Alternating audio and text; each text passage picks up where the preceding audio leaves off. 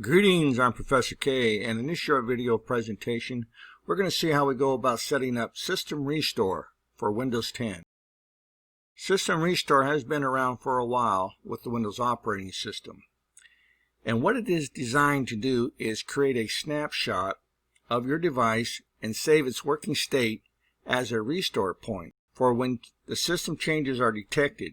In the event of a critical problem after installing an update, a driver or app, or after modifying the system settings incorrectly using the registry or another tool, you can use the restore point to revert your device back to an earlier point in time to fix the problem without losing your files.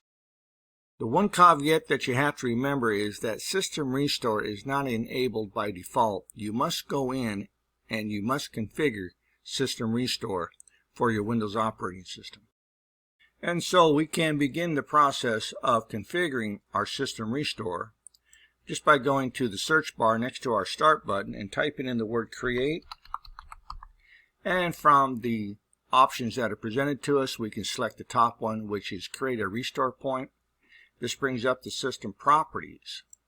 Underneath System Properties, ensure that the System Protection tab is selected. And currently, the protection settings for our System Restore are turned off. And to configure the System Restore option to on, we just select the Configure button. And on the next page, we select the radio button to turn on System Protection. Now, by default, Windows will automatically manage the disk space that it needs for your System Restore points.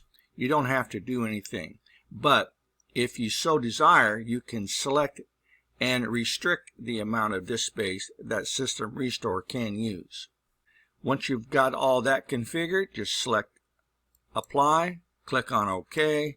On the next window, just click OK, and your System Restore protection is now enabled.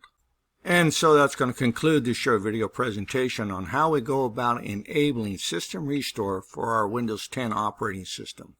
So if you have any questions or you have any concerns about any of the information that was provided for you in this short video presentation, please do not hesitate to reach out, contact your instructor, and I'll see you in my next video.